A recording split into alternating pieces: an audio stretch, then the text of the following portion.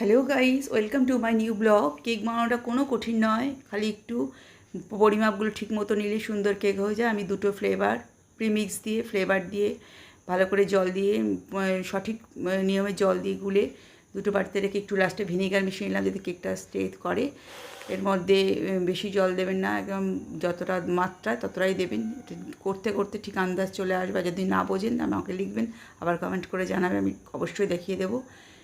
এখানে প্রথমে আমি ভ্যানিলাটা দিলাম, মধ্যেখানে চকলেটটা দিয়েছি। খুব আস্তে করে স্প্যাচুলা দিয়ে নিচটা বেশি, ওপরটা থেকে নিচের ওপরে যেহেতু দিচ্ছি ওপরটা বেশি ঘাঁটবেন না, একটু ট্যাপ ট্যাপ করে নেবেন। করার পর আস্তে আস্তে স্প্যাচুলা দিয়ে স্প্রেড করে নেয় চারদিকে, যাতে চকলেটের ফ্লেভারটা চলে আসে। এরপরে চকলেটের প্রিমিক্স, আমি চকলেটের ফ্লেভার মিশিয়েছি অবশ্যই।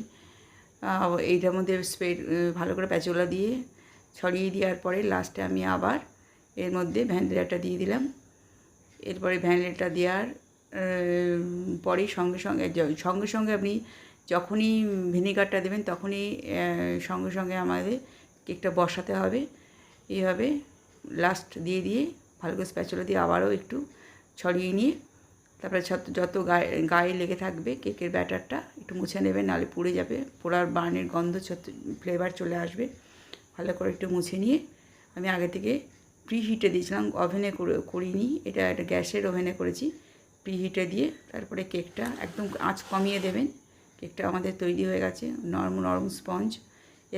এরকম রেসিপি যদি ভালো লাগে, যদি আবার ভালো করে কিছু করতে চান, শিখতে চান, অবশ্যই আমাকে জানাবেন, আমি শিখিয়ে দেবো। রেসিপিটা ভালো লাগে লাইক শেয়ার সাবস্ক্রাইব করুন। ভালো থাকবেন, নমস্কার।